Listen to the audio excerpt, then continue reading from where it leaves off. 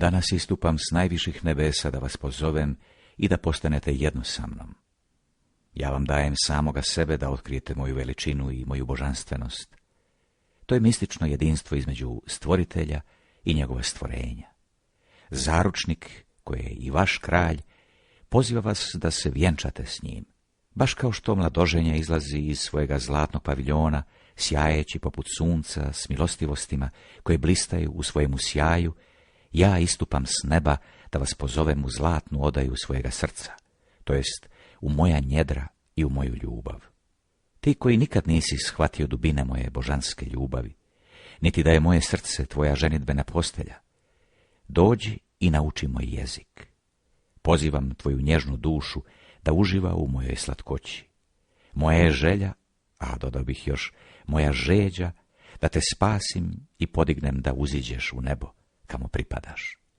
Dođi k meni, ti, moj vlastiti, u zlatnu ložnicu mojih njedara, a ja ću tvoje duši udjeliti viđenje svojega svetoga lica. Ljubljeni, mene čuti znači biti ponovno rođen. Vidjeti mene znači postojati. Ima li išta boljega od toga da ti netko ponudi vječnu sreću u životu provedenom sa mnom? I to za cijelu vječnost.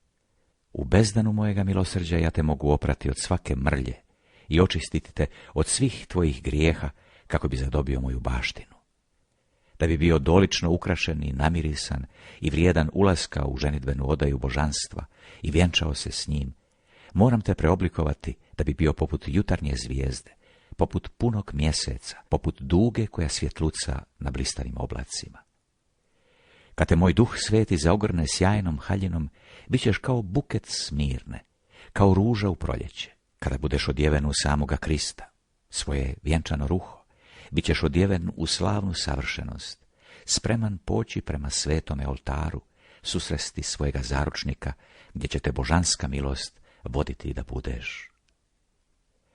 Ja ću ti tada, ljubljeni moj, udjeliti gledanje mojega božanskog lica. Premda ćeš još uvijek biti na zemlji, ti ćeš biti u meni.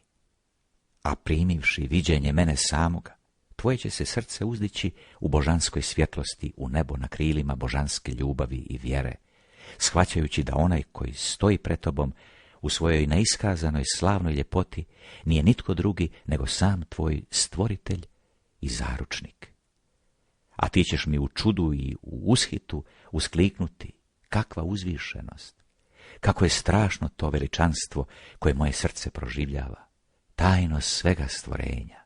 O jahaču na oblacima, liku čudesni, sav predivni, i sam mjesec gubi sjaj u tvojoj slavi, moj gospodine. I zvijezde izgledaju nečiste naspram tvoje blistave veličine, nedostižni i neusporedivi, safirima prekriven. Tvoja je slava bez premca, slatka je glazba tvojega glasa. Po tvojim su jezikom med i mlijeko, duboko u tvojim očima dvije blistave zrake svjetlosti. Ali kako se mene moglo pustiti da uđem u tvoju kraljevsku ložnicu, o svemogući? Kako se mene moglo smatrati toliko povlaštenim, toliko blagoslovljenim, da bih uskoro bio sjedinjen i jedno s Bogom svemogućim? Moja se duša sada nasitila slasti. Evo te, pod tvojom zlatnom nebnicom koja natkriva tvoje kraljevsko prijestolje. Pozivaš mene nevrijednoga, pozivaš me k sebi u svojemu gospodskom stilu. A ja, drhteći i klonu, potpuno poražen i ranjen tvojim božanskim pogledom na sebi, gubim sve svoje sjećanje na svijet, nasuprot čudesnom prizoru koji mi ti u svojoj preobilnoj ljubavi daješ. U svojoj milostivosti za mene postavljaš sjajnu stazu koja vodi moje korake k tebi. S najgorljivijom željom sada, da bih se sjedinio sa svojim ljubljenim, strasno ću poput goluba poletjeti u tvoj zagrljaj i rastopiti se, nestati u tvojoj i žarujućoj svjetlosti i sam postati svjetlost.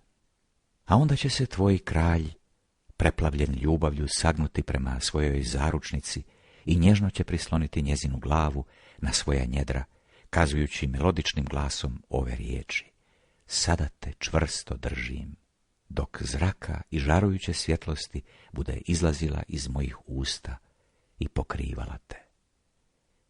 Ja dajem samoga sebe vama da me posjedujete i otkrijete me u svojemu srcu. Moji vlastiti, otkrite me u mojoj uzvišenoj svjetlosti, pa ćete i vi sjavati iz svakoga svojeg uda, kao što je Mojsijevo lice sjalo nakon susreta licem u lice sa mnom. Dođite k meni i ja ću sjati iz svakoga vašeg dijela.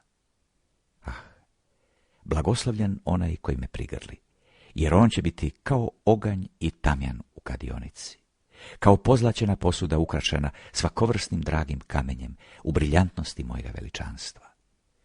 To je onaj trenutak koji pripravljam za svakoga od vas od početka vašega stvaranja. Bračnu ložnicu, kamo vodim svaku dušu da sudjeluje u mojemu mističnom vjenčanju. Ta slavna nebeska manifestacija otkrivena ti je da bih te posvetio i učinio sveticom nakon što vidiš veličajnost svojega trojjedinog Boga.